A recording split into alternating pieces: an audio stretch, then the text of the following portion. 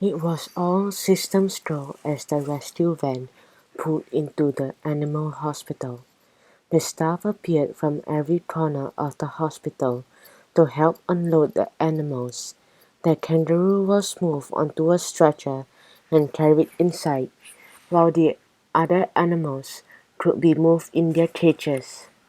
Rosie and Bindi, Rosie and Bindi helped their adopted animals into the main reception area of the hospital.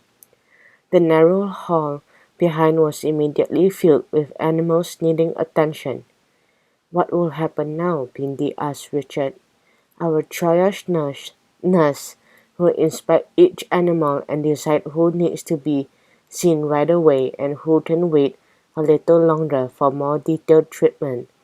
Richard pointed to the kangaroo.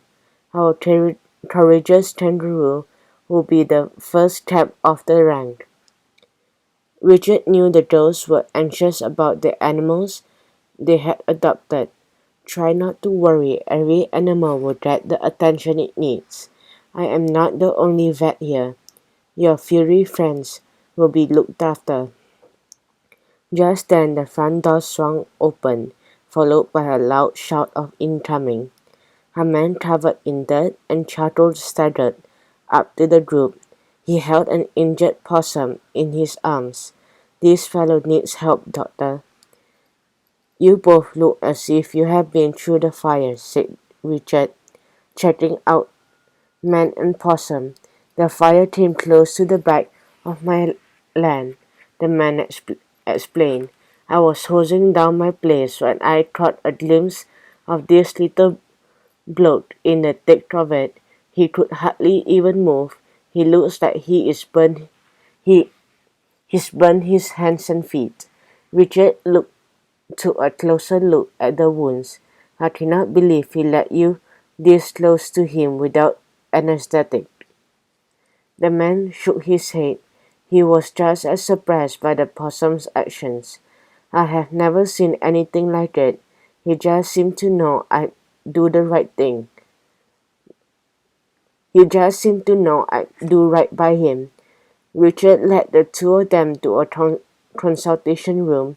"Well, it sounds like you have risked your life to save his. I am sure he is grateful. Let's take a look at him." Bindi and Rosie hovered in the corridor watching staff and volunteers whiz past. They weren't sure what to do next. Everything had been such a whirlwind. Now here they were back at the hospital, but all the staff had a fixed role and knew what job they were meant to be doing.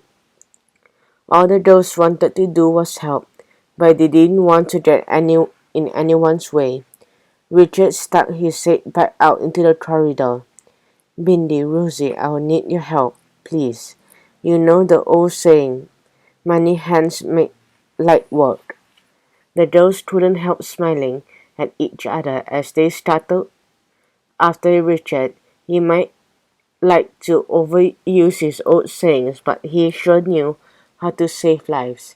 Terry and Robert were helping out in the hospital kitchen preparing food and drinks.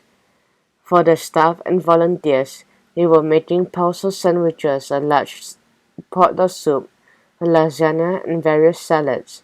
It was now mid-afternoon, but many of the staff and volunteers would be working late into the night. Bindi and Rosie wanted in. "Starving. You just look like you need some food," said Terry as she dished out 2 plates of lasagna and salad and poured 2 glasses of lemonade. "Thanks, Mum." "Thanks, Terry." Bindi and Rosie plunked themselves down at the large table which dominated the room, wasted no time digging in. Robert came over to the table, smiling.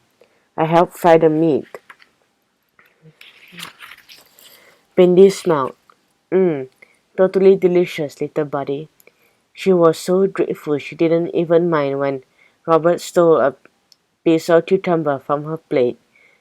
He glanced out the window and frowned. "What's up, Robert?" asked Rosie. He was looking at the colorful windsocks that were flapping furiously outside the window. "Do you think The zoo's going to be okay with the fire and everything? Bindi and Rosie looked at the windsows. I think so, as long as the wind doesn't change direction, said Bindi. The girls returned the plates to the kitchen and hurried back to surgery. Terry came over and sat with Robert. Thanks for your cooking expertise, Mr. Owen, she said, ruffling his hair. Robert was concentrating hard.